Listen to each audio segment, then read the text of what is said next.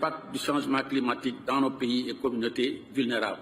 Nous nous félicitons de la mise en œuvre du réseau de Santiago Network et attendons avec impatience le travail de consortium de l'UNDRR et de l'UNOPS en vue de l'établissement du secrétariat du réseau, conformément à la vision exprimée par les partis par l'intermédiaire du Conseil consultatif. Monsieur le Président, distingués délégués, Mesdames, Messieurs, le groupe des PMA reste engagé à travers toutes les parties de manière responsable et constructive pour faire avancer ce processus durant les prochaines années. Nous sommes dans le combat de notre survie et c'est le combat pour une justice climatique. Je vous remercie de votre aimable attention.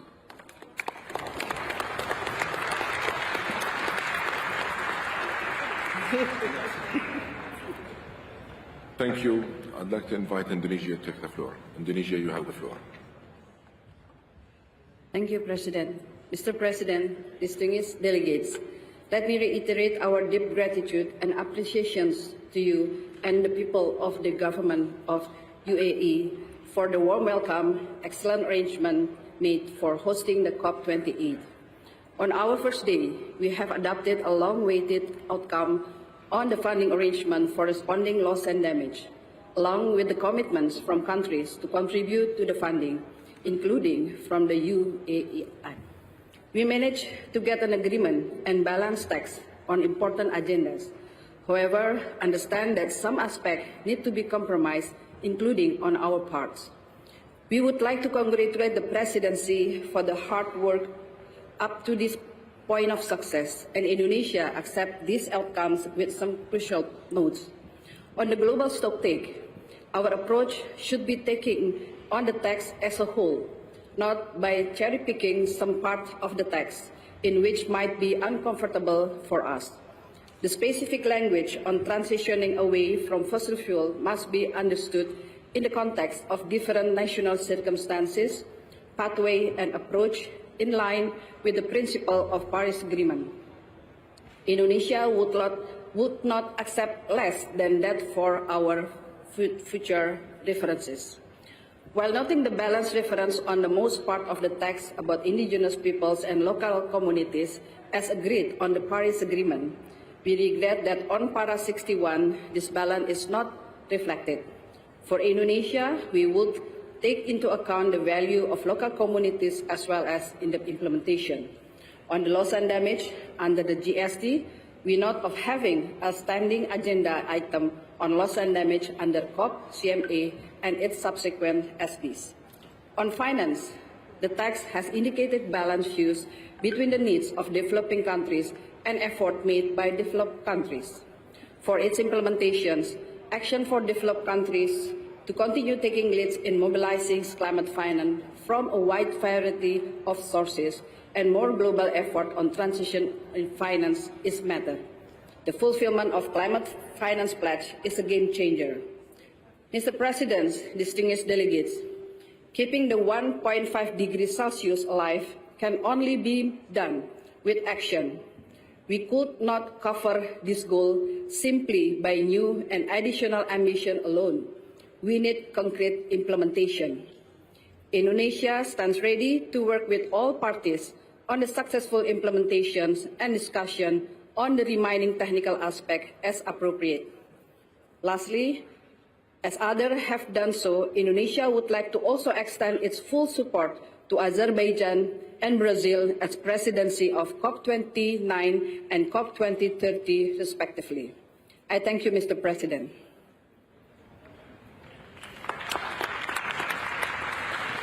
Thank you, Indonesia. I'd like to remind all parties of the time limit. Let's please stick to a maximum of 3 minutes. I'd also like to invite you to submit or upload your full statement on the UNFCCC website. Allow me now to invite Philippines. Thank you, Mr. President. The Philippines thanks your excellent leadership and with your team, the extensive and inclusive consultations that were held to bring us to where we are today, the UAE consensus. The Philippines commends the key milestones achieved here at COP28 on the operationalization of the Loss and Damage Fund and the Santiago Network. The Philippines, as a high-risk and climate-vulnerable country, is pleased to have secured a seat in the inaugural Loss and Damage Fund Board representing the Asia-Pacific Group. As already announced by our President, we are offering to host the L&D Fund Board. Mr. President, we strongly support your initiative on Youth Climate Champion. We recognize the utmost importance of our young people, with their diverse backgrounds and circumstances, and the key roles they play in developing, prioritizing, and adopting ecological initiatives. On the decisions we have adopted, the Philippines notes with concern that the global stocktake did not result in a stronger outcome on matters relating to equity and CBDR-RC. That the GGA lacks explicit reference to CBDR-RC and the mobility and displacement issues, while further noting that the decision text nevertheless refers to national circumstances. We called for a standing agenda item on loss and damage for SBs, the CMA, and COP. This was not included, but we note and receive well the President's assurance that this will be taken up as part of the existing agenda items on the whim. On Para 28, we reiterate that nothing in this decision diminishes the existing obligation of developed countries under the Convention and its Paris Agreement, and does not impose conditionalities upon developing countries to access MOIs. On mitigation, the findings of the IPCC AR6 synthesis report has not served as a wake-up call for our current climate actions to be more ambitious to keep 1.5 alive for us to thrive and survive. On the other side of the coin, we are very pleased to see on the GST and the GGA the nexus of biodiversity and climate action. The firm commitment to use best available science, but underscoring that safeguards are in place for the conservation and protection of the environment. The adoption of the Just Transition Work Program, ensuring that transition is equitable and inclusive while minimizing the negative impacts on workers, communities, and vulnerable groups. The transition to a negotiating work modality to set the NCQG and enhance ways forward on scaling up adaptation finance to support the evolving needs of developing countries. And on Article 6, the continued consideration of emissions avoidance as an eligible activity under this article. Congratulations to Azerbaijan and Brazil, our hosts for COP28 and COP29. Thank you again. COP29 and COP30. Thank you again to the President and UAE for the exceptional and generous hosting. The full version of our statement will be submitted. Thank you, Mr. President.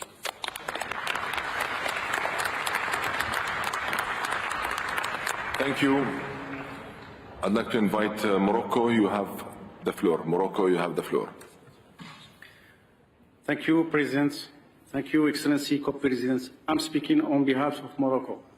The Moroccan delegation wishes to thank our brother country, the UAE, for its efforts during this conference of the parties. The outcome of the world's first global stocktake offers much to inspire, while leaving much to be desired and delivered.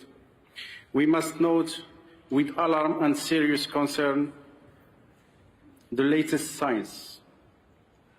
In Africa, lives are at stake. The emissions of yesterday are driving climate impacts today, resulting in the loss and damage of our communities.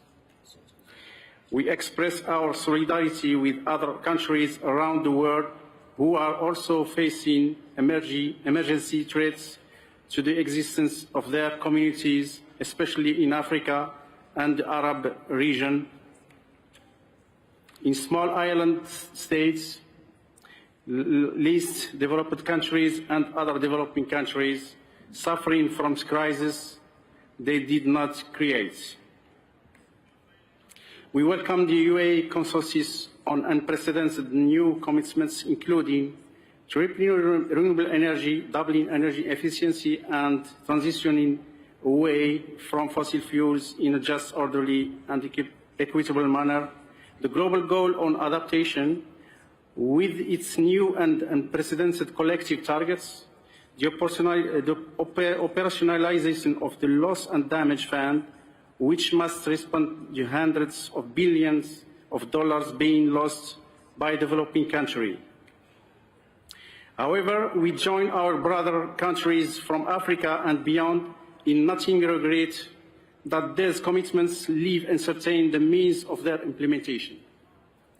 These commitments will remain undelivered unless supported by additional finance.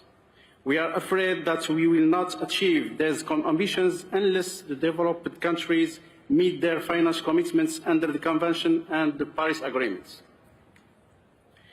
We would gently remind the developed countries that the Paris Agreement does include differentiation regarding the provision of finance. In the words of the Paris Agreement, developed countries must take the lead. This is based on the principle of equity and common but differentiated responsibilities and respective capabilities in the light of different national circumstances.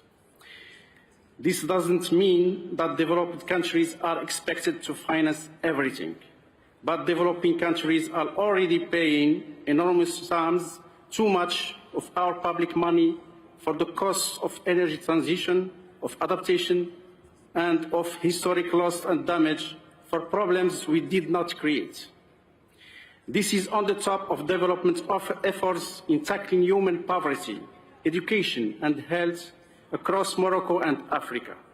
Excellencies, Mr. President, as Morocco, of course, we want to achieve emissions neutrality, to phase out pollution energies, and to adapt to climate change. But to fully do so, we need new and additional grant equivalent public finance. In this sense, we note with concern what seem to be efforts in recent years to dilute the principle of equity and responsibilities of developed countries. We are now in the most difficult part of the Paris Agreement, the era of implementation, which requires responsible conversations about the inadequacy of the means of implementation. In this regard, we look forward to agreements at COP29 of a new collective quantified goal with layers including provisions as well as mobilization, responding to mitigation, adaptation and loss and damage. This will give us the confidence that we can deliver the ambition agreed today. We look forward to COP29 in Azerbaijan, and thank you.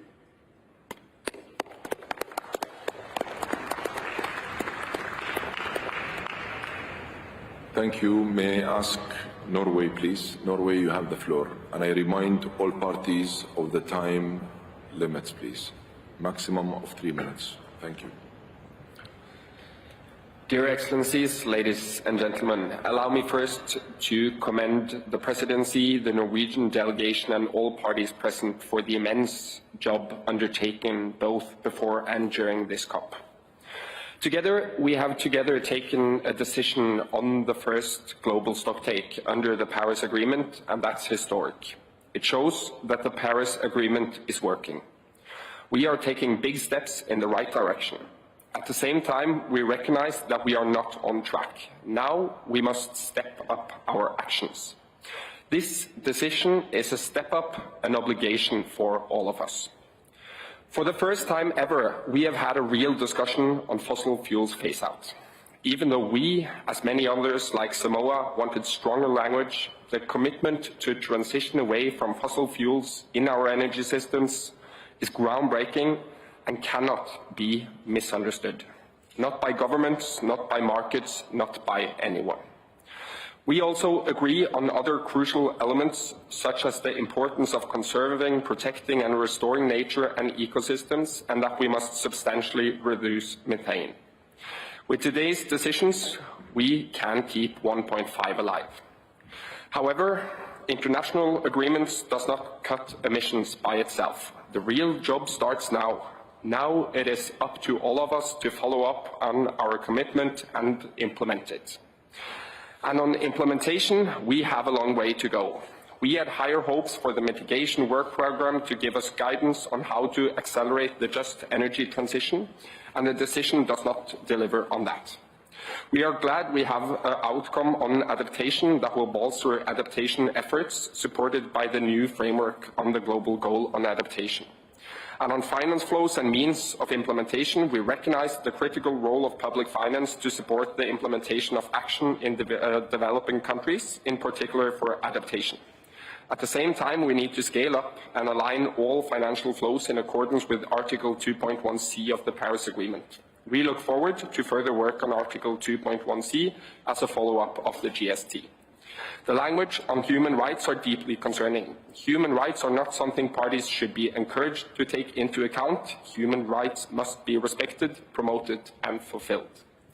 Dear all, in 1992, countries joined the Convention on Climate Change as a framework for international cooperation to combat climate change. That's 30 years ago, and in those 31 years, we have moved in the wrong direction. I'm 31, and I very much plan to stick around for the next 31 years. The decision today should frame the majority of my life and the life of many others. Our decision is groundbreaking, but only if we utilize it to create meaningful impact and follow up. Societies do not follow some predefined path. They are built by people, by us. Together, we can design the societies, the world that we want for the future. Let's act now. Thank you.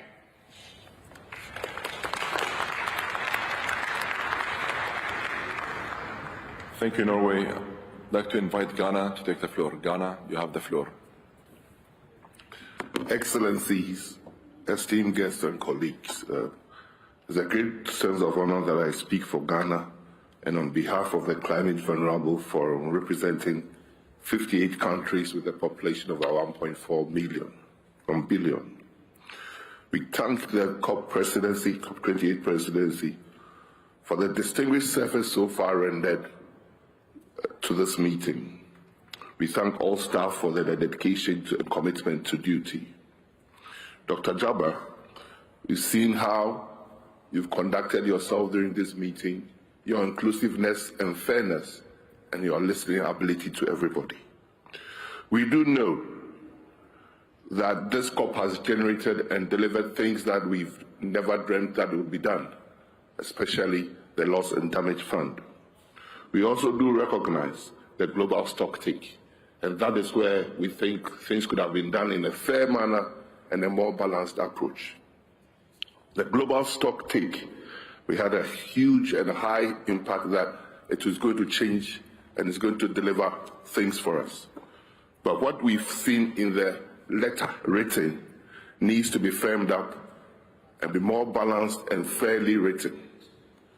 Yes, we in the developing countries, Africa and the climate vulnerable, at the receiving end of the climate crisis, deserve to be listened to and appreciated in more better ways than paragraph 28 seems to be doing.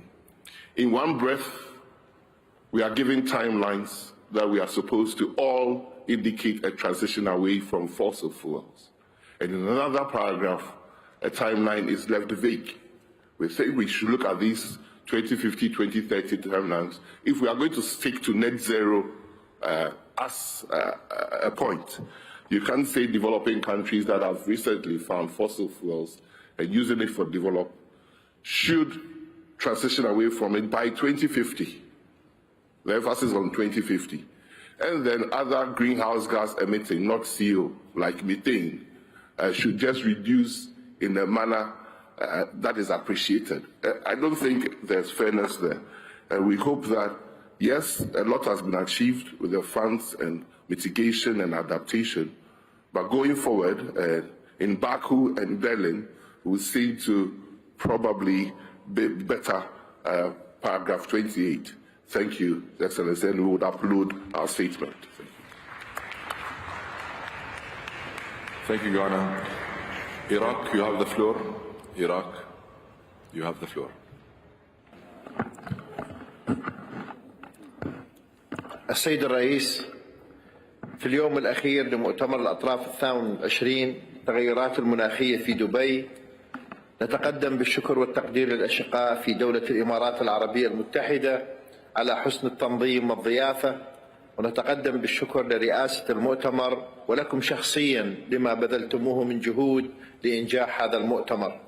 إن جمهورية العراق تدعم ما جاء في كلمة الوفد السعودي الشقيق نيابة عن المجموعة العربية، ونؤكد على ضرورة الالتزام بما ورد في مبادئ الاتفاقية الإطارية واتفاق باريس، وبالأخص المسؤولية المشتركة لكن المتباينة والمسؤولية التاريخية في حدود ظاهرة الاحتباس الحراري، والسعي الجاد والحثيث في تحقيق الهدف العالمي في خفض معدل درجة الحرارة العالمية أقل من 2 درجات مئوية، ومواصلة الجهود لعدم وصولها إلى 1.5 درجة مئوية من خلال خفض الانبعاثات الغازات الدفيئة في جميع القطاعات ومن مختلف مصادر الانبعاثات دون تحديد قطاع أو مصدر معين للانبعاثات، مع إلزامية الخفض بالنسبة للدول المتقدمة كونها المسؤولة تاريخيا عن حصول مشكلة التغيرات المناخية، وطواعيته بالنسبة للبلدان النامية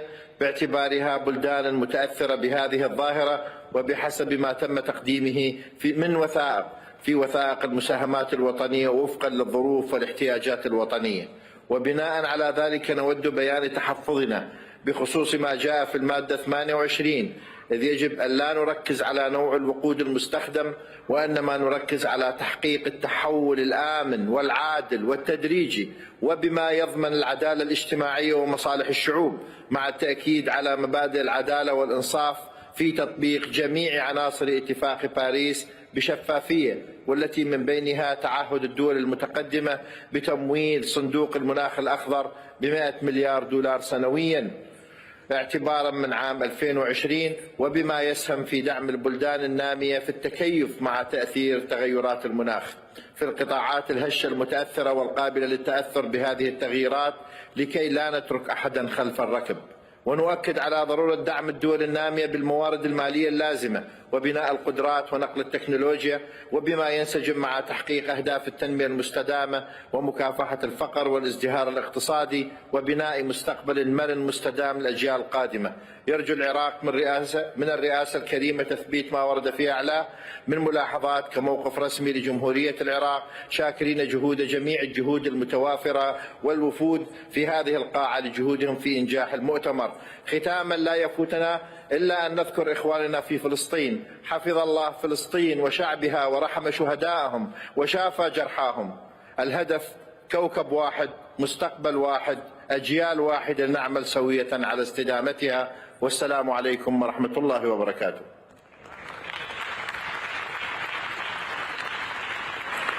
Thank you, Iraq. Japan, you have the floor. Japan, you have the floor. Thank you. Thank you, Mr. President.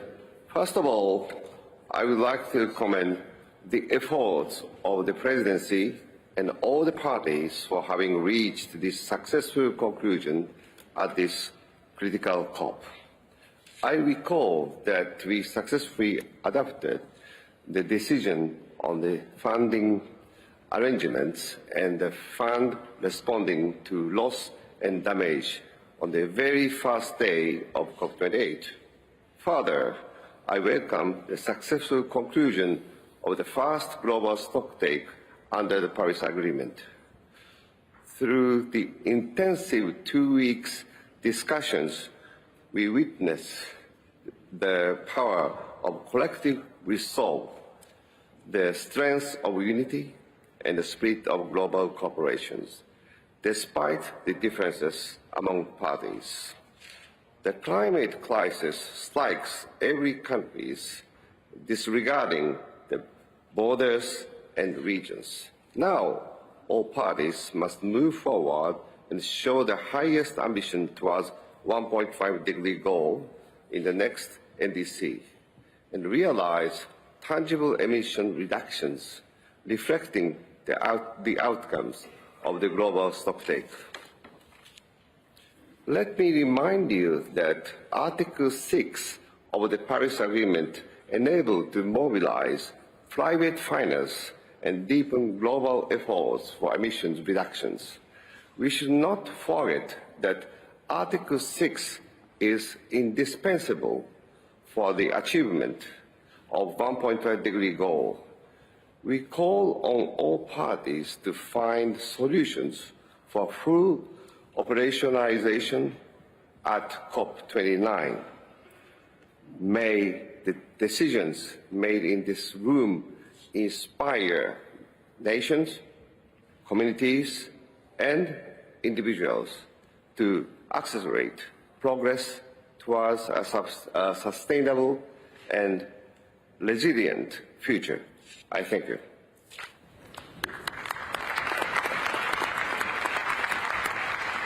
Thank you.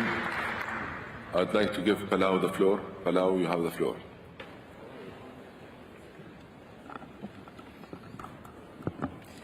Thank you very much, Mr. President. I take the floor on behalf of the PCIDS, and we fully align with the statement made by Samoa on behalf of AOSIS.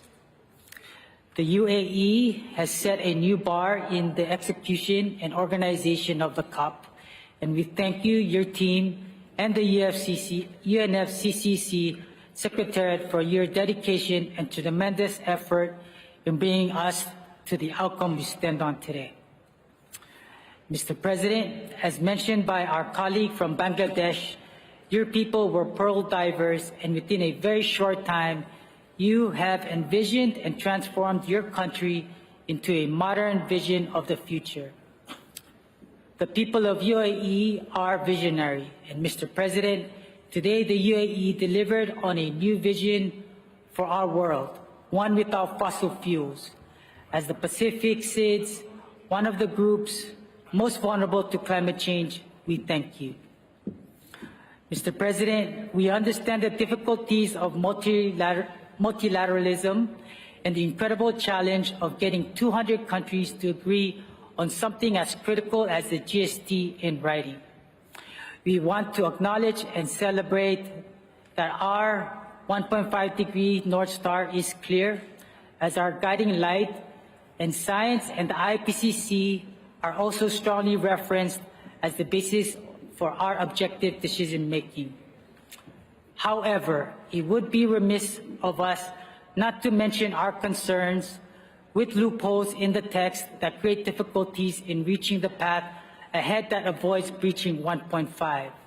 The phrase energy systems instead of a full economy transition in the move away from fossil fuels is one such loophole, as are carbon capture and storage mechanisms, which are unproven and uneconomic technologies that divert investment and focus.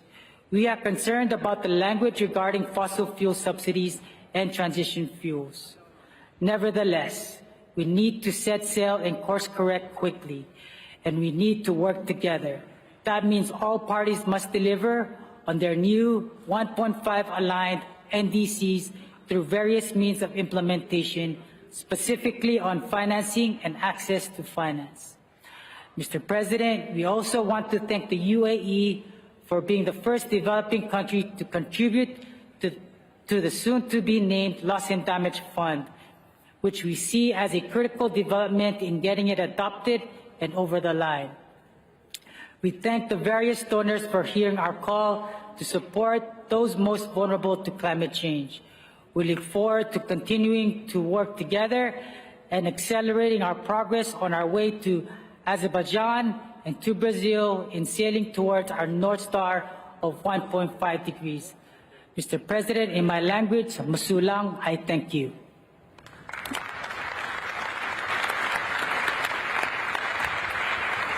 Thank you. Nigeria, you have the floor. Mr. President, Nigeria appreciates the leadership of the COP presidency and the government of UAE for hosting a wonderful COP28. We appreciate the progresses that have been made at this COP and the good prominence that is given to nature-based solutions. As well captured in our national statement of Nigeria during the opening plenary, despite the heavy burden of climate change on Nigeria, Nigeria will continue to play a part in fighting the menace of climate change.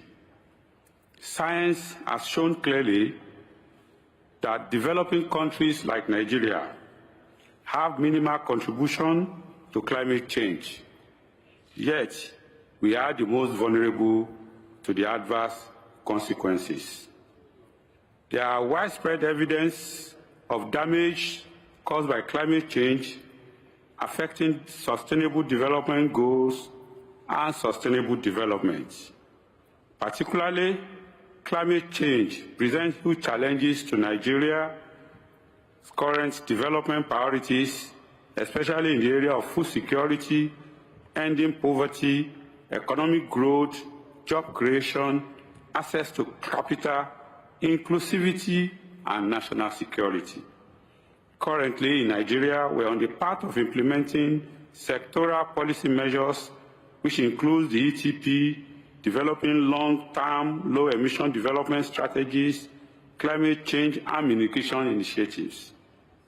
There is no doubt, Mr. President, that the text just adopted is leaving a lot of African and Nigerian questions unanswered. Some of those questions were briefly itemized by Zambia, speaking on behalf of the African group. The questions of means of implementation, quadruple adaptation finance, and so on, need to be answered. Nigeria, therefore, aligns with the statement made by our broader developing countries, including Ghana, Iraq, and Senegal. We note that some of the outcomes of COP28 could become suffocating to economic growth of developing countries, which should not be the goal of climate actions. To move the world in a just, equitable manner towards 1.5, the developed countries need to be more forthcoming in providing support to developing countries like Nigeria in the form of large-scale investment, technological transfers, capacity building, and funding. I thank you for your attention.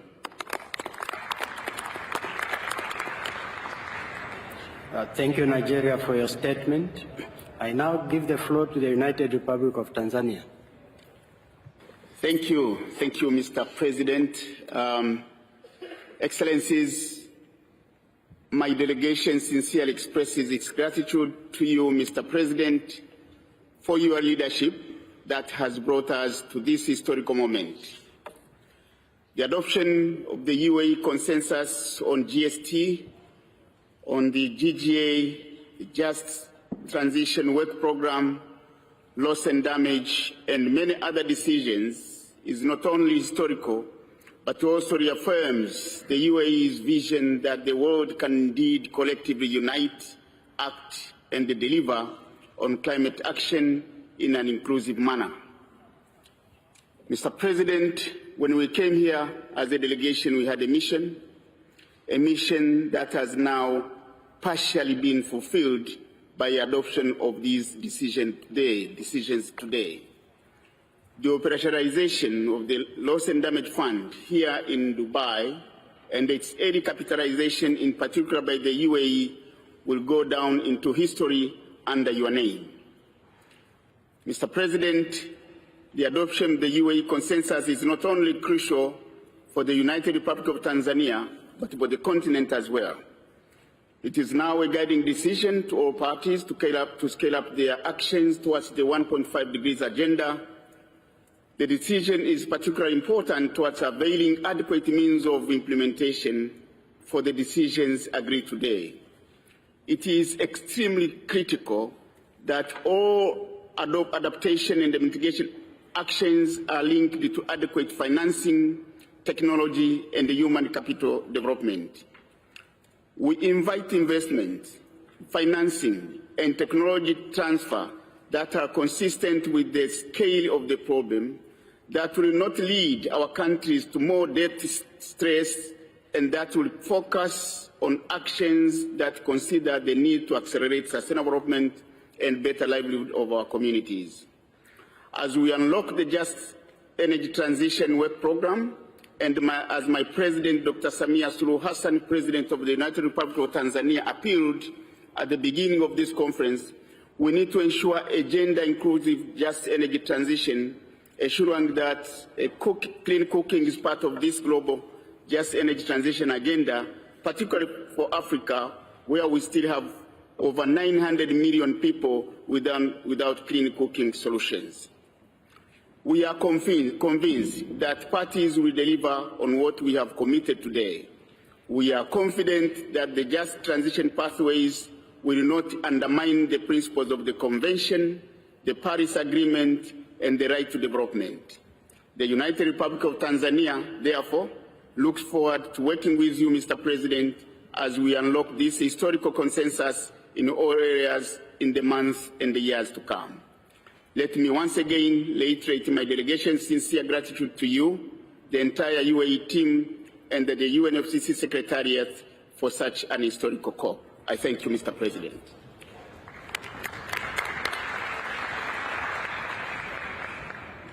Thank you, Tanzania. New Zealand.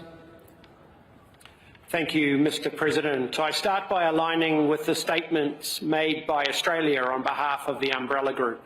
Every party, every stakeholder in this room, every person outside and in our home countries relies on us to act. We started with a historic decision on day one, operationalising the fund for addressing loss and damage. We looked to build the framework for the global goal on adaptation, and we have done so. On mitigation, we came to Dubai, looking to follow our guiding star of 1.5 and to limit warming to 1.5 degrees. While there is hard work to do, with the decision on the global stocktake, we have taken a crucial step to move forward. This year is a turning point for the global energy system. First, the International Energy Agency has shown that the demand for fossil fuels will peak in this decade. Now, with this decision, countries have committed to get to net zero energy and build a world that no longer relies on fossil fuels. This makes a clear signal to the global economy and markets, a shift in global investment, and the beginning of the permanent global decline for fossil fuels. Parties have agreed to align their next NDCs with limiting warming to 1.5 degrees and make them cover all sectors, all gases. New Zealand recognises the work of the Alliance of Small Island States, first to establish the 1.5 degree limit and now to ensure that we deliver it.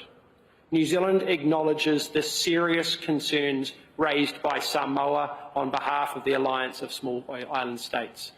We will act on the science. New Zealand stands with our Pacific neighbours, and we reaffirm our commitment to you and your future. New Zealand knows that the hard work to implementation is ahead, and we must not delay. But, President, we are proud to stand shoulder to shoulder with you and others in this room to take this step forward. Lastly, New Zealand thanks deeply our hosts of the UAE and President Dr. Sultan Al Jaber for their exceptional hosting and leadership. Thank you all, colleagues. Tēnā koutou, tēnā koutou katoa.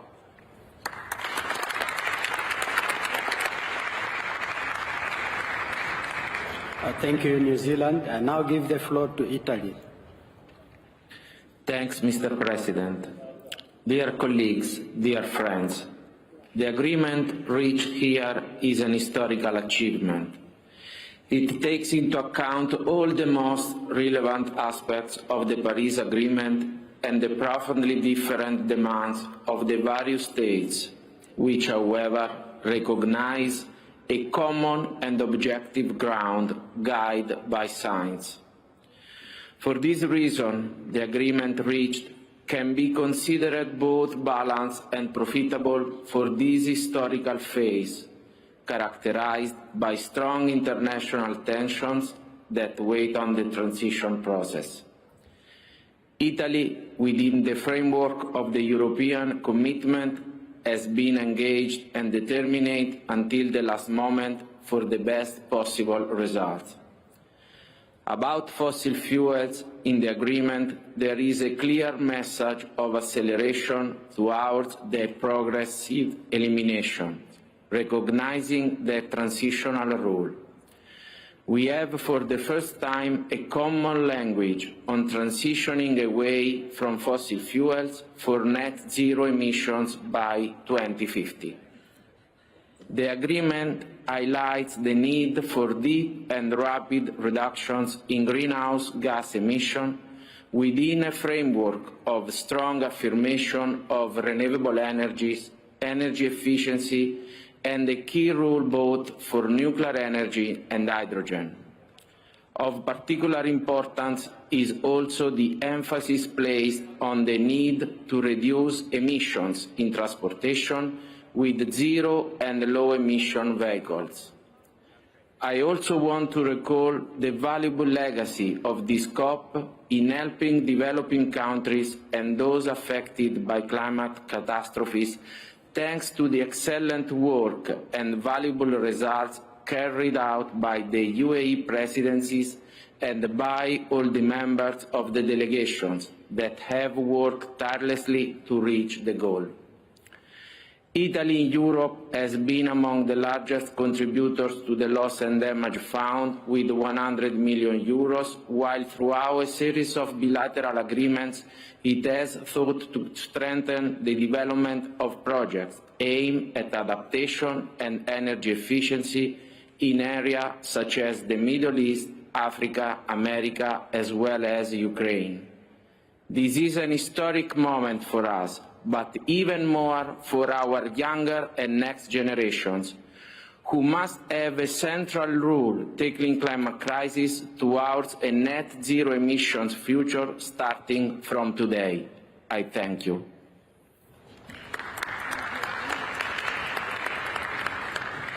Thank you, Italy. I now give the floor to Canada. Thank you, Mr. President. First, I wish to align Canada with the Umbrella Group statement delivered by Australia earlier today.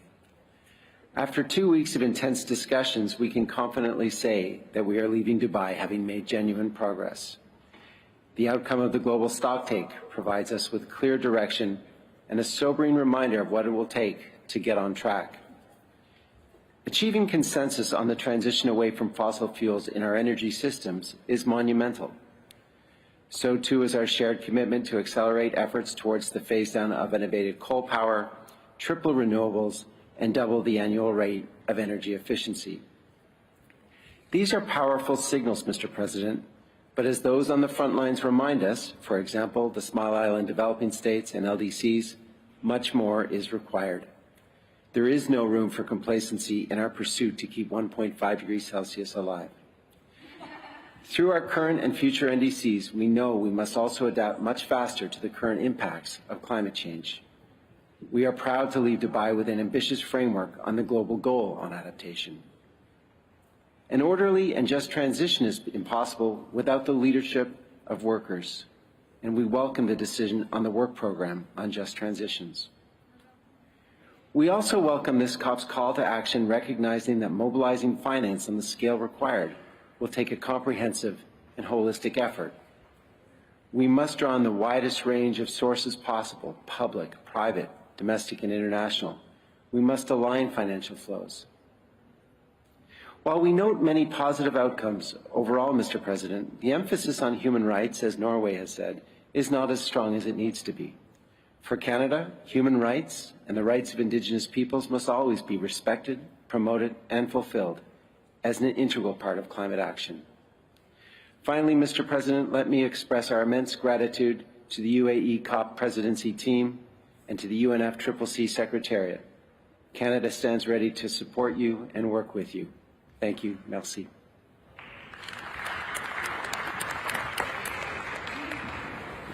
Thank you, Canada, for your statement. I now give the floor to Argentina.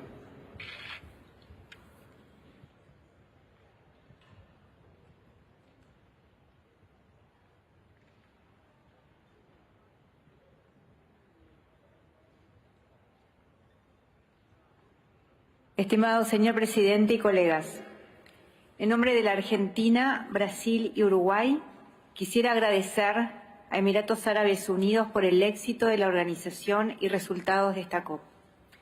Llegamos a Dubái con muchas expectativas y también incertidumbres respecto al grado en que iban a poder cumplirse nuestras ambiciones, pero después de 2 semanas de arduo trabajo quisiéramos resaltar algunos logros.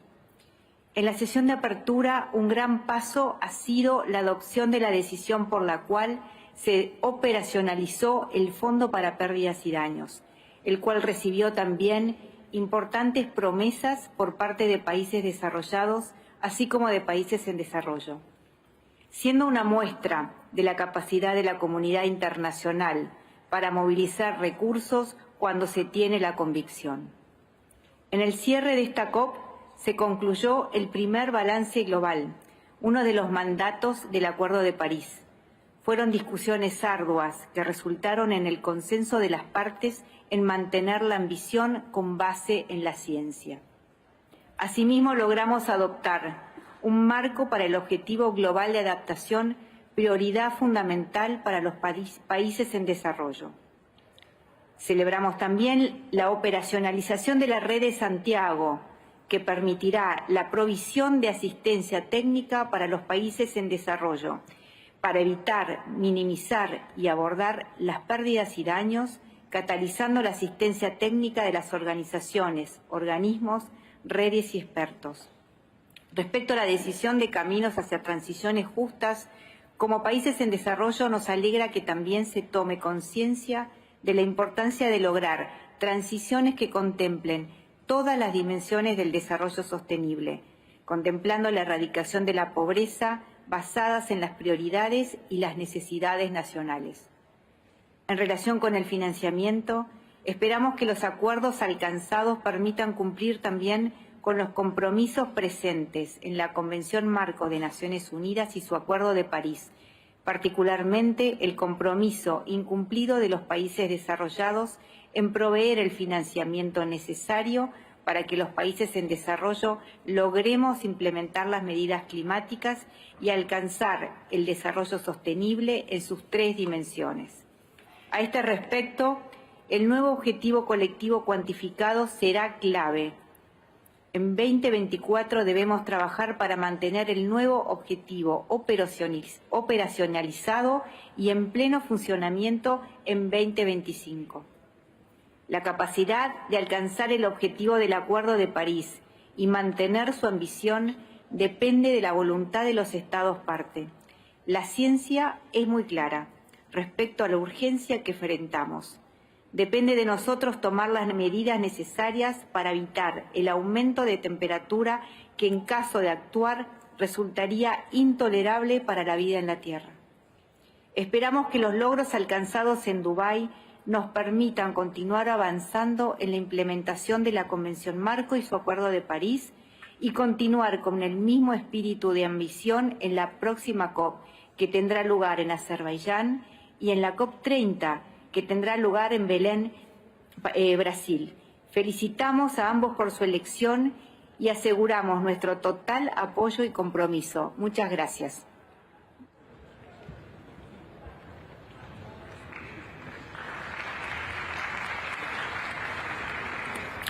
Thank you, Argentina, for the statement. I now invite the Federal Republic of Ethiopia. Thank you. Excellencies, Co-President, Chairs of Subsidiary Bodies, distinguished delegates and colleagues. On behalf of Ethiopia, I extend our deepest gratitude to COP28 Presidency and the Emirati authorities. The organizational excellence and the warm hospitality provided in hosting this significant conference have been exceptional. Your efforts have created an environment conducive to fruitful discussions and meaningful progress. Ethiopia wishes to congratulate the COP28 presidency for the successful delivery of a comprehensive and balanced set of decisions. Your leadership has been instrumental in navigating the complex and diverse interests represented here, culminating in the outcome that reflects our collective commitment to addressing the pressing issue of climate change. A pivotal moment of this COP28 has been the operationalization of the Loss and Damage Fund on the first day of COP28. Ethiopia wholeheartedly welcomes and appreciates this decision. This fund represents a long-standing demand of developing countries, and its establishment marks a significant milestone in our collective climate action journey. The Loss and Damage Fund is more than a financial mechanism. It is a beacon of hope for nations grappling with devastating impacts of climate change. It acknowledges the challenges we face and offers a tangible means of support to mitigate these adversities. Ethiopia is encouraged by the commitments made towards captivating the fund. We urge the global community to ensure that the financing of this fund is not only immediate, but also sustained and scaled to match the magnitude of loss and damage already experienced by our countries. It is crucial that the fund remains robust and responsive to the evolving needs of these most vulnerable to the climate change impacts. It is time to mobilize resources, innovate solutions, and engage each other. Our actions today will determine the safety and sustainability of our planet for future generations. Let's not just meet our targets, let's strive to exceed them. Let's turn this challenge into an opportunity to show what can achieve when we unite for a common cause. Once again, I would like to extend my congratulations to COP28 presidency for their achievement in effectively delivering a comprehensive and well-balanced series of decisions. I thank you.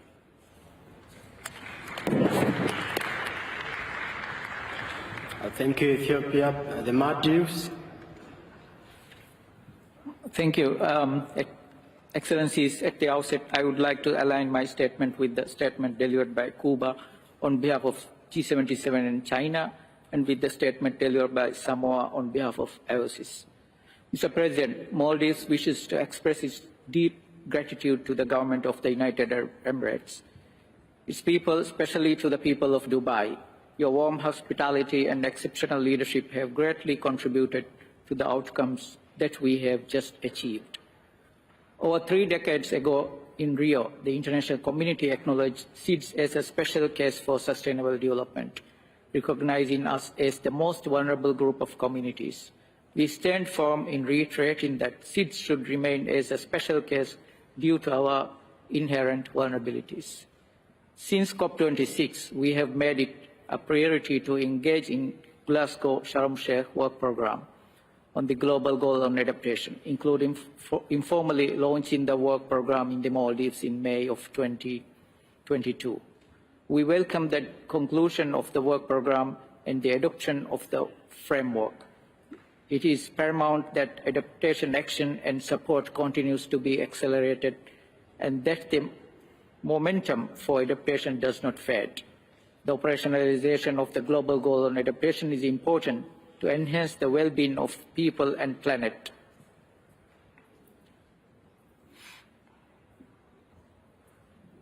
And provide direction to undertake transformational adaptation actions in key areas of food security, water, health, ecosystem, and infrastructure. We are leaving this COP having operationalized the Fund for Loss and Damage on day one, and are grateful to have been able to play a role in the work of the Transitional Committee. Representing the views and interests of SIDS, Maldives acknowledges the numerous pledges that have been made to this much-needed arrangement, but further capitalization in the near term is crucial to ensure that effectiveness of the fund in responding to the needs and priorities of developing country parties. On that front, we also welcome the operationalization of the Santiago Network, which will support developing countries in addressing their technical support needs for loss and damage. Small island developing states have long been vocal about loss and damage and what it means for our very survival. Since 1989, the Maldives has been committed to getting the international community to acknowledge global warming and sea level rise and the impacts we face as a global temperature rise. As we inch closer to overshooting 1.5 degree of warming, we will continue to reach our limits to adaptation. At 1.1 degrees, we are already responding to the impacts to our water, food, fisheries, security, biodiversity, coastlines, and people. On this final day, we are leaving in Dubai with the conclusion of the first ever global stocktake. While we acknowledge progress since the adoption of Paris Agreement 8 years ago, we have made enough progress needed to secure the future of our people and our planet.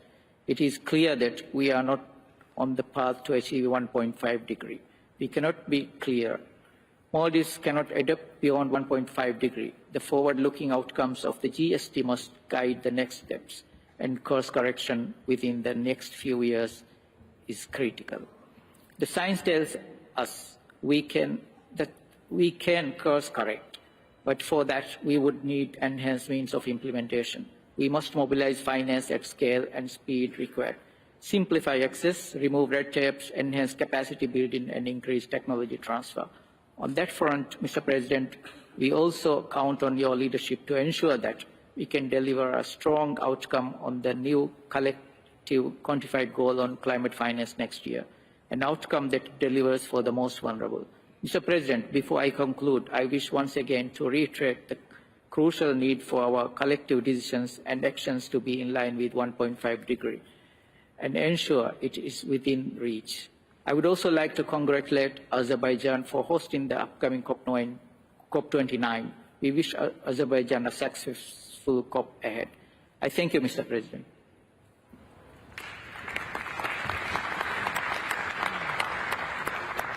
Thank you, Maldives. I'd like to invite Kenya. Kenya, you have the floor. Thank you, Mr. President. Let me begin by commending you, Mr. President, and your team for the great work throughout this COP. It has been so refreshing to see how you sought to accommodate everyone and build bridges through solidarity, and how you genuinely sought consensus by continuously consulting with all groups. The adoption of the UAE consensus at a record time, the operationalization of the Loss and Damage Fund, and the many pledges and declarations at this COP all attest to the efficiency and the commitment of the UAE to deliver a different COP, a COP for all, and we thank you, Mr. President. We align with the statement made earlier by Zambia on behalf of Africa. Mr. President, the outcome of COP28 sends the right signals to the world, with reaffirmed commitment to the 1.5 goal, committing all to accelerating action, especially in this critical decade, on the basis of science and equity. The launch of the roadmap to Mission 1.5, we believe, will keep us all focused on the North Star. The commitment to tripling renewable energy by 2030 and doubling energy efficiency, with 2050 as the target year for global net zero, is a strong acknowledgement that renewables is the future. We would like, however, to reiterate the reality of the African continent as captured in the Nairobi Declaration of the African Climate Summit, which is the need to increase the current renewable energy capacity of the continent from 56 gigawatts to 300 gigawatts by 2030, almost 5 times increase, in order to achieve climate-positive growth and provide electricity to the 600 million people without energy access and to the almost 1 billion people without clean cooking. The emphasis on conservation and protection of natural ecosystems, including oceans and coastal ecosystems and ocean-based mitigation actions, is a great message for the biodiverse rich countries. Mr. President, the importance of adaptation for developing countries cannot be overemphasized. The adaptation language could have been better, especially on quantifiable and measurable targets and timelines, as well as on roadmap to scaling finance with specific numbers. On finance, Mr. President, we welcome the strong narrative building in the document.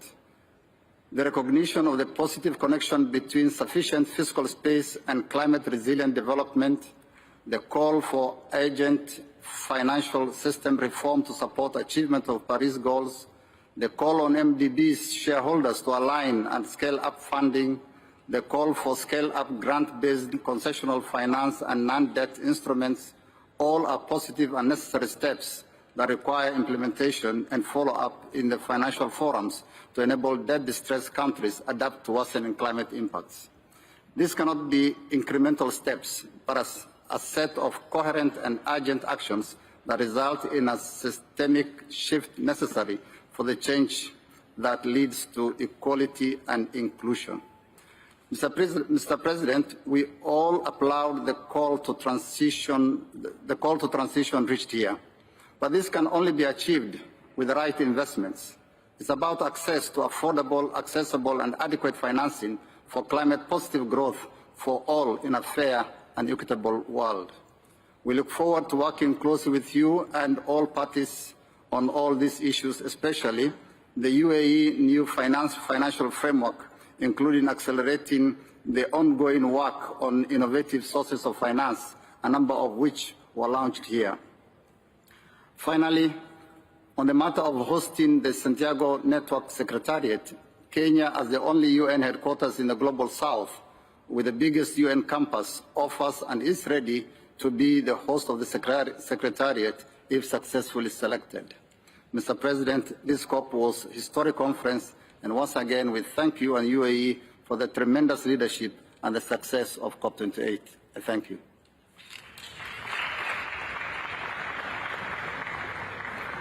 Thank you. State of Palestine, you have the floor. State of Palestine, you have the floor. شكرا سيد الرئيس.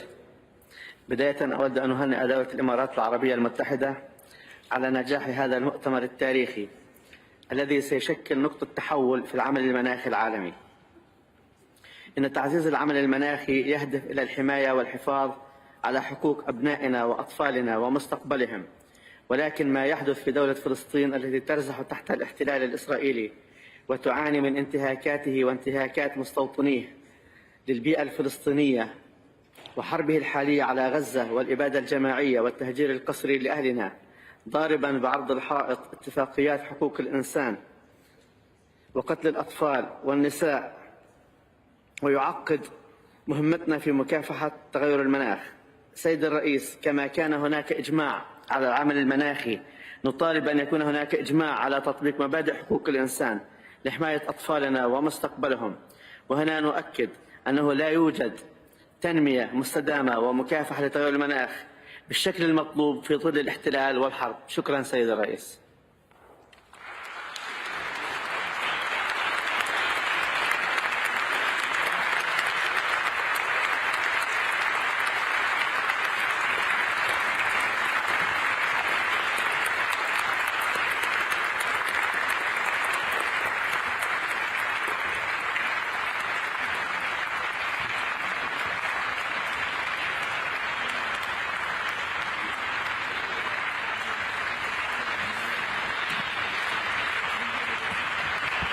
Thank you.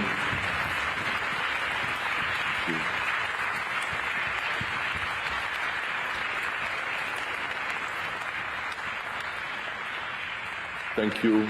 Thank you to the representatives of the State of Palestine. I will now open the floor for statements from the observer organizations. I encourage them to make brief statements of 2 minutes.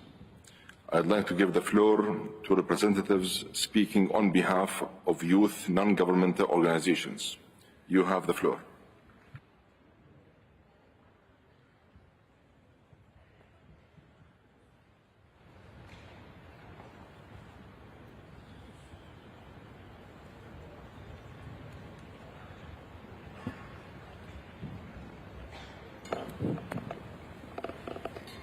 We, the young people, stand before you, not as individuals, but as a collective voice of children and youth worldwide that struggle against genocide, colonialism, militarism, and occupation, and how it's inextricable from climate justice.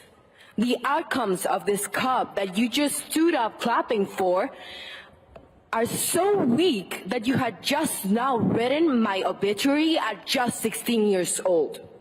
We tried to warn the world that the conflict of interest that presides over this COP and the fossil fuel lobbies in this house, this text smells like oil and like gas. The outcomes of this COP are proof that you are sellouts. You are sellouts to corporate interests. Shame. You have made your stance clear. You care more about profit than about our future. Shame.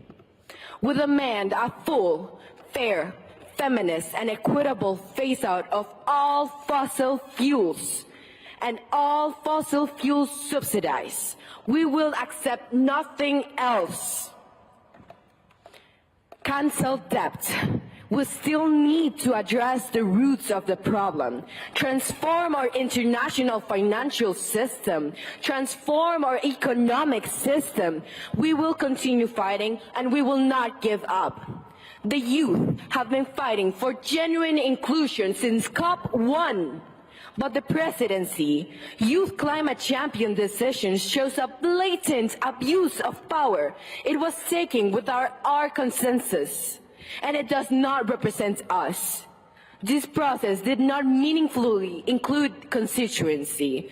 The process left people behind. We will keep fighting to ensure that the presidency, the youth climate champion, reinforces our role and directs all of our efforts to solely the interests of children and youth.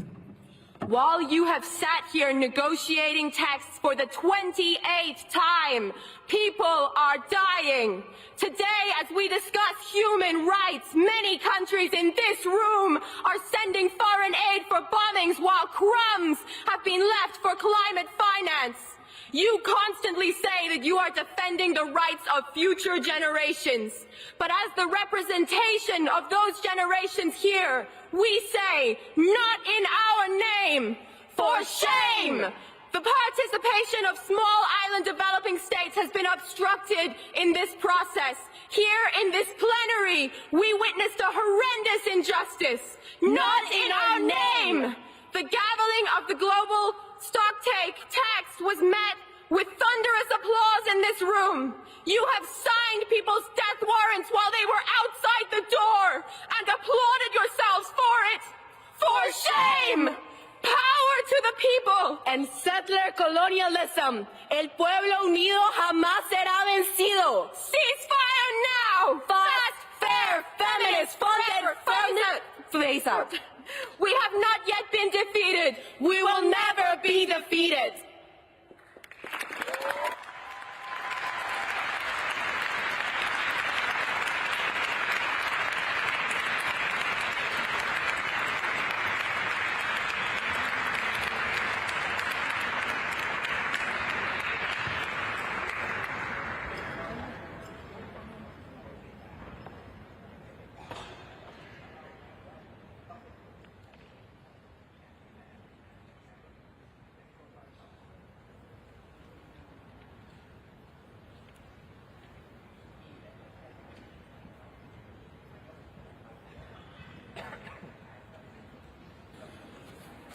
Thank you. And I've said this many times, and allow me to repeat it one more time. I've said in all my meetings with observers, with civil society, with NGOs, with all relevant stakeholders, and I'll say this again, you will continue to stay very high on our agenda. You are central to the prosperity of this world, and that's why we've worked very hard in ensuring the full inclusivity of everyone, including you, youth, civil society, NGOs, indigenous peoples, gender, and we'll continue to work very hard in ensuring that you continue to have an effective role in this process. I thank you again. I'd like now to give the floor to a representative speaking on behalf of business and industry non-governmental organizations. You have the floor.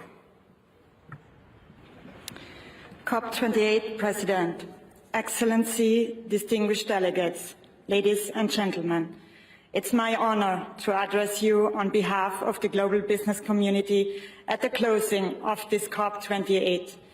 We commend the COP28 President and his team for their leadership and for their tremendous efforts to stage a summit built on inclusivity, ambition and delivery. This conference was a critical moment to assess the world's progress towards the imperative goals of the Paris Agreement. We all came in knowing the answer. Much has been achieved since Paris, but collectively we are far behind where we need to be. What we did not know beforehand was how the world, how you, would choose to respond.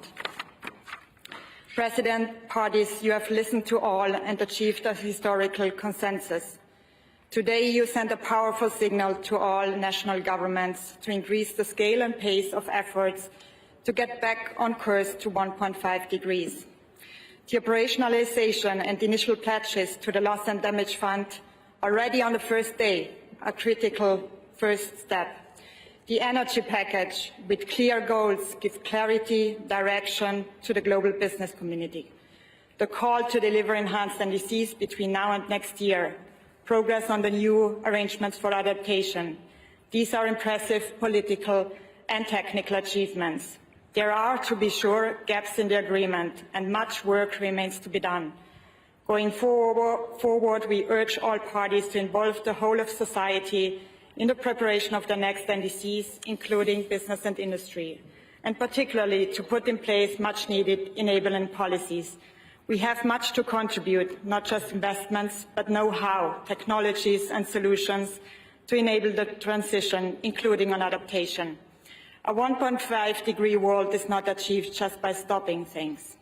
It also requires building things, putting in place reliable processes and systems, and business knows how to do it. Excellency, distinguished delegates, ladies and gentlemen, much has been pledged here and many words have been spoken, but ultimately delivery is the test. Every country, every business and every person must be part of the solution. We must act as united nations and move forward together with wisdom, courage and fortitude. This is the only way to build a just, sustainable and prosperous world. Shukran, I thank you.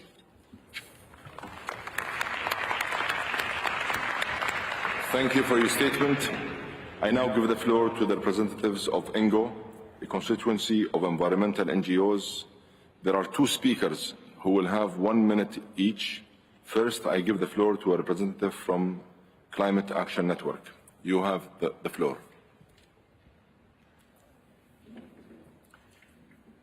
President, my name is Tasnim Esop, and I speak on behalf of the Climate Action Network.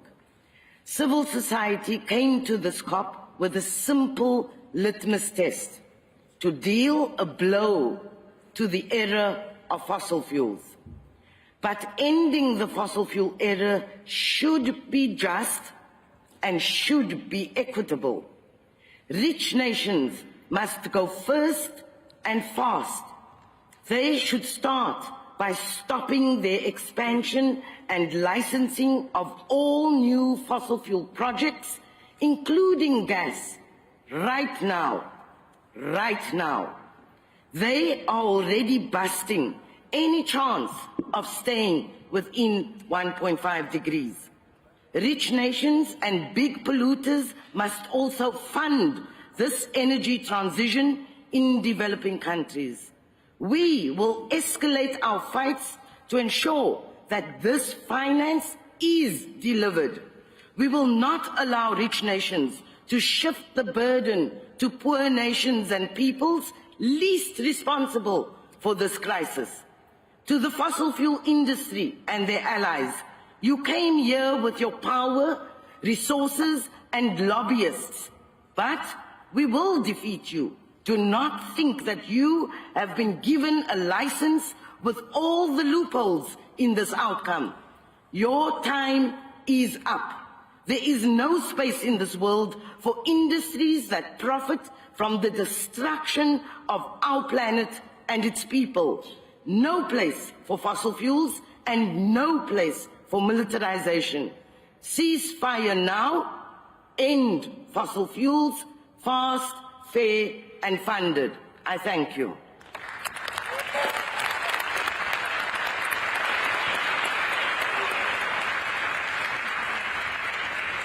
Thank you. Thank you for your statement. Next, I give the floor to a representative from Demand Climate Justice. You have the floor. COP28 Presidency. My name is Emiliana Reynoso, and I speak on behalf of ENGO, DCJ Demand Climate Justice. I come from Chile, a region with sacrifice zones where the fossil fuel industry has destroyed the land, polluted our waters, poisoned our people, and left us locked into poverty. We are on the front line of the climate crisis and cannot afford more extractivism in our territories. This green colonialism needs to stop now. Let me be clear. This outcome is full of hypocrisy of the global north. Mentioning fossil fuels means nothing without equity and justice, without grant-based finance. It means nothing if it promotes dangerous loopholes such as carbon capture and storage. It means nothing if global north countries do not do their fair share. A fossil fuel phase-out requires a just and equitable transition of our energy systems and economies, with proper means of implementation, human rights, common but differentiated responsibilities, and real international cooperation. 500 years of colonialism. This outcome deepens that unjust system. COP28 has served developed countries to continue oppressing developing countries. We are poor because the ground we tread is rich. These development models develops inequality. At COP28, we didn't ask for charity. We demanded justice. And you fail us. This outcome is not historic. It is shameful. We demand climate justice and equity. End fossil fuels, fast, fair, funded. Ceasefire now. Free Palestine. Liberate all peoples. La lucha continúa.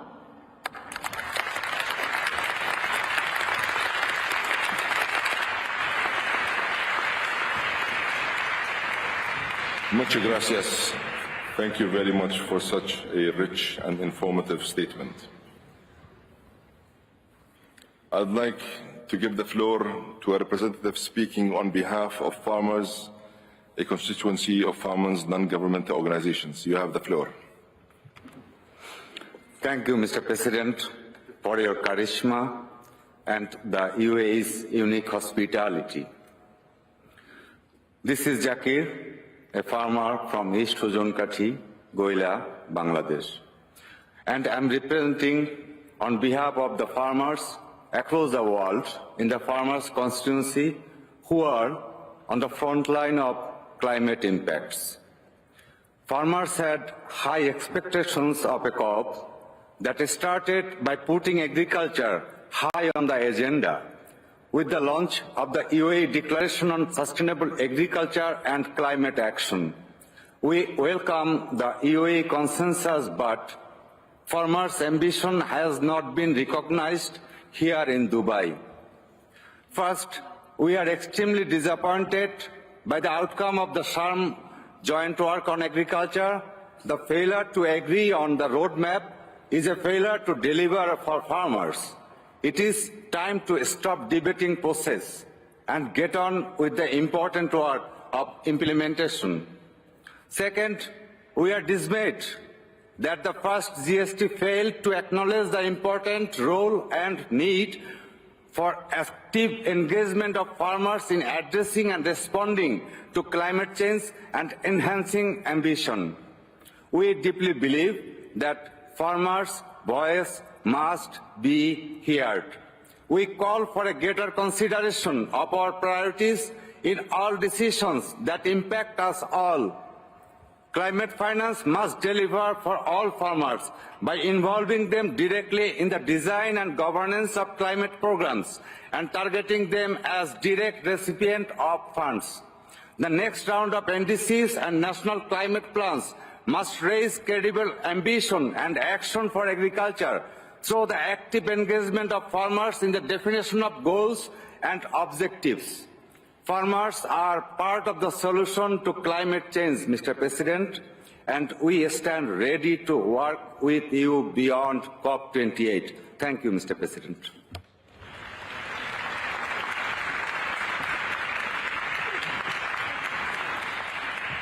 Thank you for your statement. I'd like to give the floor to a representative speaking on behalf of indigenous peoples' organizations. You have the floor. Bojo, Anin, hello. My name is Sarah Hansen, and I am an Anishinaabe youth from Bitigan, Nishnabeg, on the north shore of Gitchigami of Turtle Island in what is colonially known as Canada. Firstly, we would like to thank the COP presidency and all the parties that supported Indigenous peoples this year and recognized our role as the guardians of Mother Earth. In particularly, we thank the COP presidency for the dialogue with our caucus, especially with our Indigenous youth. Thank you for the compromise decision, but we would like to remind all of you that we cannot compromise for our Mother Earth. We cannot compromise with protecting all living beings. We must act respectfully and reciprocally for the very being that provides us all life. Yes, in this COP, you see Indigenous leaders and Indigenous youth in every corner of the venue. We are indispensable to climate action and decision at all levels, but yet our rights and knowledge continue to be relegated to the sidelines in negotiations and established youth spaces. We are not here simply for your photo opportunities. We are rights holders under the UN Declaration of the Rights of Indigenous Peoples, and we must be at the decision-making table. Why are we seeing greater numbers of oil and gas lobbyists including in the closed-door negotiations? These individuals outnumbered Indigenous delegates 7 times over. They've been given a green light to continue developing on our lands in the name of green colonialism and false solutions. The just transition cannot be an excuse for the extraction of minerals on our lands. We will not allow our rights to be diminished, undermined, combined, or confused in any way. Regardless of the power imbalances and lack of transparency in the negotiations, we remain committed to ensuring that our voices, our solutions, and our wisdom guide the development of an effective climate strategy. This includes keeping the 1.5 degrees Celsius target alive and transforming from the colonial capitalist systems that created this crisis and continue to commodify the sacred. Empty pledges and promises cannot resolve the climate crisis. Our inherent collective rights, knowledge systems, and participation have continued to be overlooked in the global stocktake, and we are worried about the Article 28 implementation, including Article 6, loss and damage, climate finance, just transition, and adaptation text adopted this morning. We are frontland defenders, stewards, and keepers of sacred relationships and knowledge necessary for a sustainable future. Our peoples have been sounding the alarms, and science has finally caught up with what Indigenous people have already known for generations. You must listen. Failing to do so further puts Indigenous peoples and the world at extinction. Our Indigenous knowledge, our ways of life, and solutions will bring forward the future we all need. Our inherent wisdom and stewardship of Mother Earth are the solution to the climate crisis, and you know it. We were the first caretakers of this planet, and we will continue continue to ensure she breathes properly, we simply hope you will join us.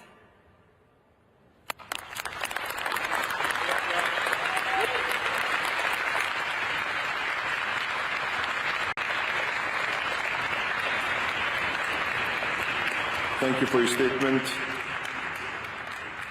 I'd like to give the floor to a representative speaking on behalf of local governments and municipal authorities. You have the floor.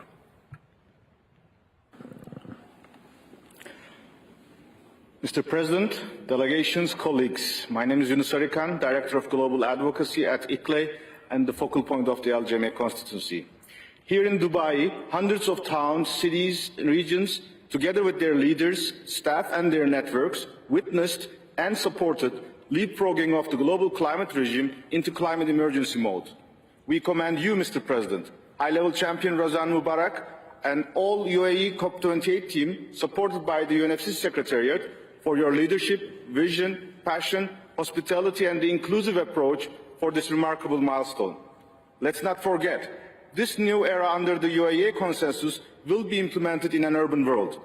Therefore, we particularly welcome, in particular, the paragraph 161 of the Global Stocktake and paragraph 9 of the Global Goal on Adaptation with explicit references to multi-level action and direct subnational access to loss and damage, amongst other COP28 outcomes. We also welcome the roadmap to Mission 1.5 degree initiative of the 3 COP presidencies.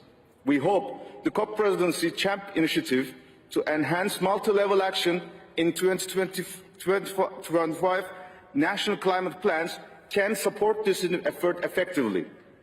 Thus, we commend more than 70 nations that endorsed CHAMP initiative and invite others to join us towards Belém. After Dubai, the LGMA constituency will transform local stocktakes experience into annual town hall COPs in thousands of cities and regions globally as an additional innovation in this era of climate emergency action. 2 days ago, in this plenary hall, Mayor Barrow from Tarawa Island in Kiribati asked ministers to help him for a positive legacy to his 3-year-old grandson. We are confident that through the UAE consensus, Mayor Barrow and more than 500 subnational leaders joining COP28 in Dubai can offer hope to their community and future generations. Personally, I also believe here in Dubai, the UNFCCC community assured that we paid our dues to many of our fallen heroes over these years, like from Yoko Waller Hunter to Hugh Sealy and to Salim Hook. They can now rest in peace, and new generations of change makers can take this legacy forward. Shukran.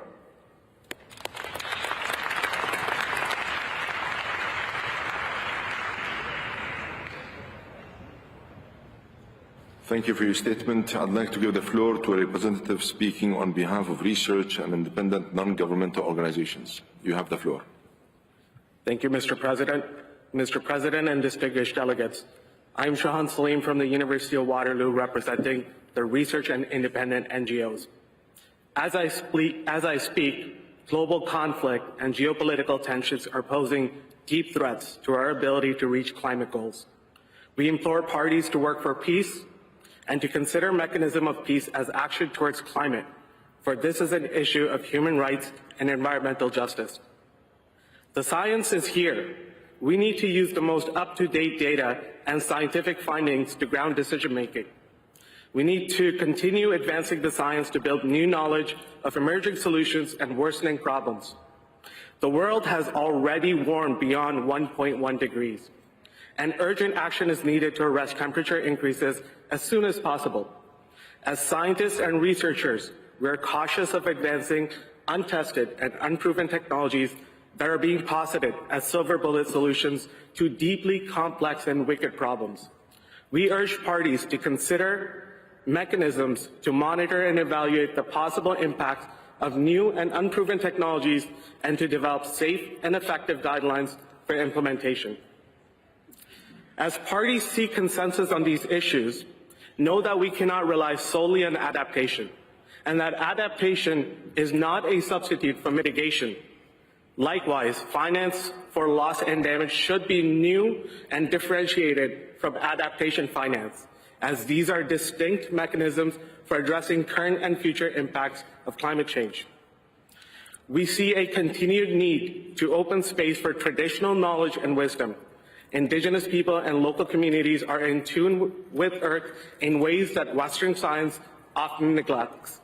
And as such, we need to empower more diverse voices to implement realistic and scientifically founded solutions in situ, and move forward co-developing roadmaps and co-implementing concrete solutions for achieving successful outcomes.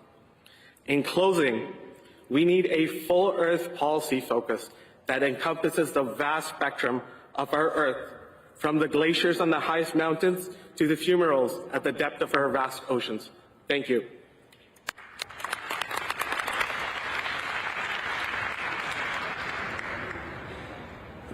Thank you for your statement. I'd like to give the floor to representatives speaking on behalf of trade unions, non-governmental organizations.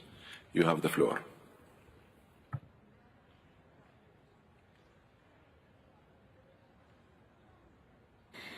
Dear Chair and delegates, my name is DJ from Canada. I'm Dan from Australia. We speak on behalf of the global trade union movement. With this agreement, the parties are sending the world a clear message. We are dangerously far behind. There is an enormous amount of work to do, and we still haven't committed to actually doing it. The how remains unclear. First, on the global stocktake, trade unions are calling for a just transition away from fossil fuels, and we are glad to see this imperative finally reflected in the text. But the text also includes, as referenced by many parties, many loopholes that do not inspire confidence that the parties will do what is necessary in the best interests of workers and all people. The GST acknowledges that a huge ambition gap exists to reach our 1.5-degree goal, and then it refuses to actually fill it. It's a similar story with climate finance. The final agreement acknowledges that a huge ambition gap exists, but again, it fails to fill it. Despite progress on the Loss and Damage Fund, we are still nowhere near mobilizing the level of finance urgently needed by developing countries, especially on adaptation. Looking to COP29, our labor demands need to be integrated in the climate financing through the NCQG. Finally, on just transition. For the first time in the UNFCCC process, the Just Transition Work Program has firmly established the recognition of labor rights, and social protection has been included under adaptation. These represent real steps forward for workers everywhere. But the GST tells a very different story. Workers and our trade unions aren't mentioned once in the document. This is not an oversight. This is suppression, and it is deliberate. There are parties here that are afraid of workers, afraid of a world in which people get paid honest wages for honest work. This isn't us begging for scraps. You need us to negotiate effective climate solutions, but also to do the actual work. Who do you think is going to build the solar panels and the wind farms and the public transit systems? Who do you think is going to care for the sick and wounded after the fires and the floods? Without the active participation of all workers, the transition will not work. Billions of people across the world are workers. The International Trade Union Confederation officially represents 200 million of us in both the formal and informal economies in 165 countries. But we stand with every single worker in calling for a just transition to a climate-safe future that is actually aligned with the 1.5-degree goal. Mr. President, as a proud Jewish trade unionist, I'll end by saying, ceasefire now. Thank you.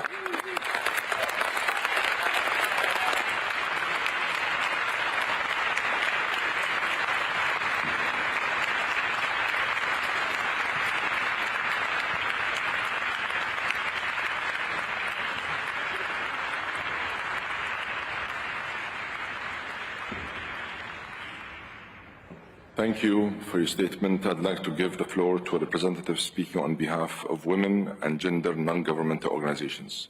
You have the floor.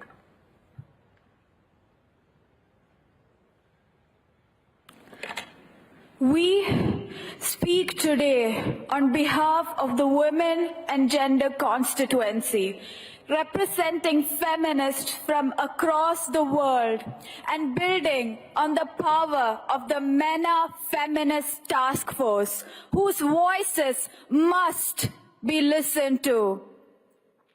As movements, we fought hard and continue to fight for the end of the era of the fossil fuels in a just and equitable manner, towards a transition that centers human rights, gender equality, and care.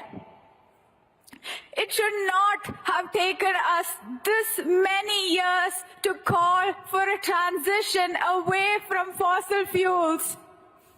While critical, this outcome, full of false solutions and dangerous distractions, threatens any hope of keeping 1.5 alive. And this undermines the very survival of people on this planet. An outcome that does not clearly deliver an end to the extractive system that has been harming, murdering, and destroying lands and bodies across the majority of the world cannot be applauded as delivering gender justice.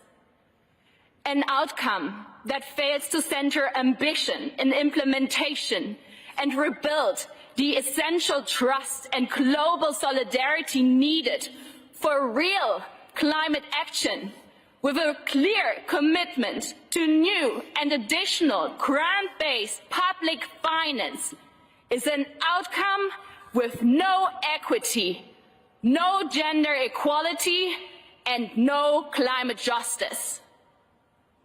Where is the finance for the just transition? Where is the finance for the new energy package? Where is the finance for the critical global goal on adaptation? Where are the billions, not millions, needed for addressing loss and damage? This is money needed and promised yesterday. Why is there always money for war and never for climate action?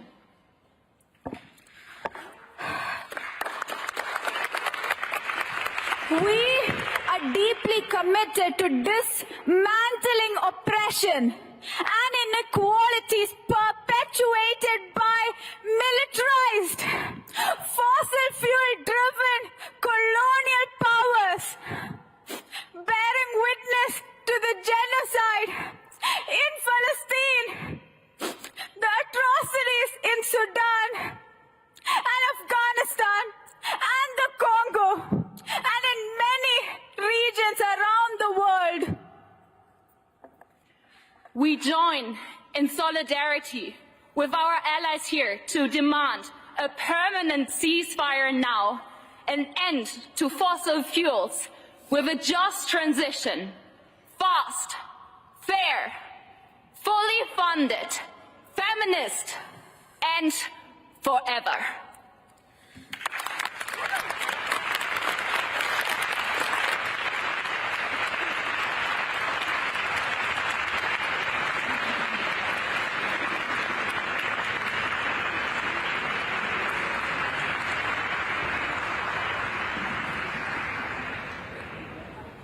Thank you all for your great statements. We have now reached the end of our joint plenary meeting. Delegates, colleagues, and friends,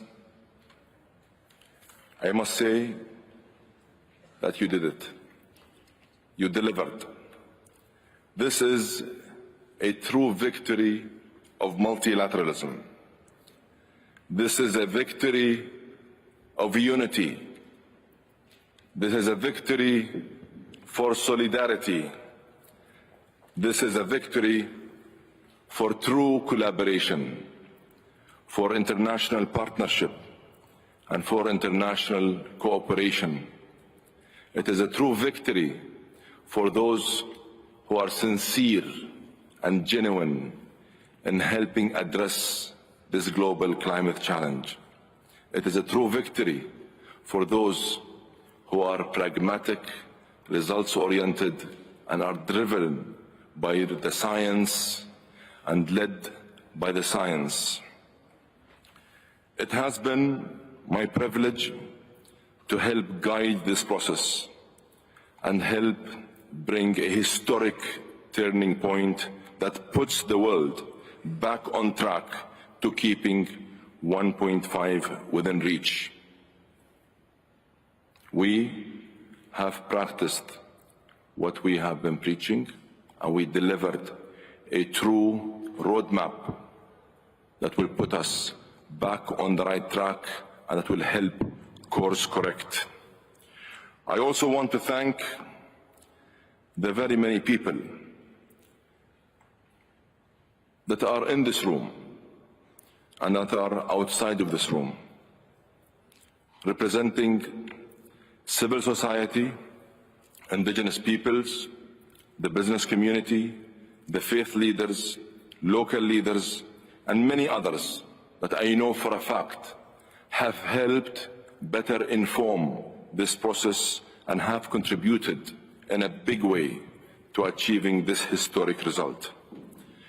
I would also like to recognize two very special individuals, Gianni from my team and Annette.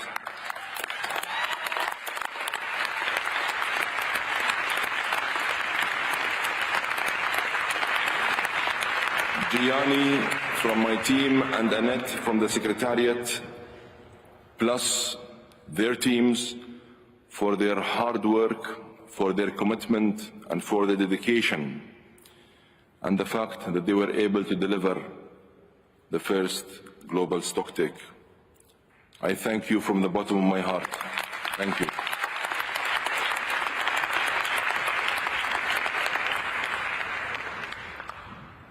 I want to emphasize one very important point.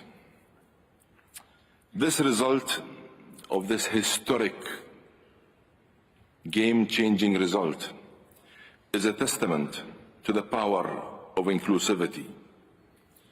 And it is, in fact, this inclusivity that will be key to translating this political decision into real and tangible results in the real world. Allow me to say, I thank you all for your understanding, for your engagement, for your guidance, and for your continued support. Without you all, this would not have been possible. I thank you, and I appreciate all your efforts.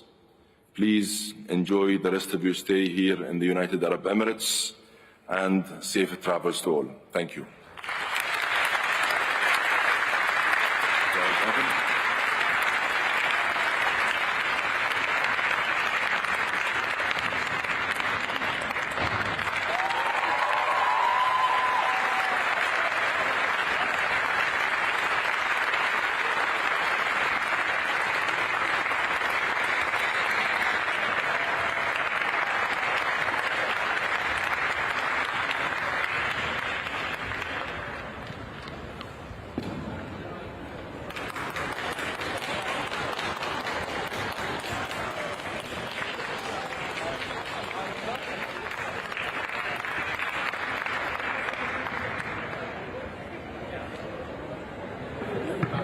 Allow me, please, to declare the meeting adjourned.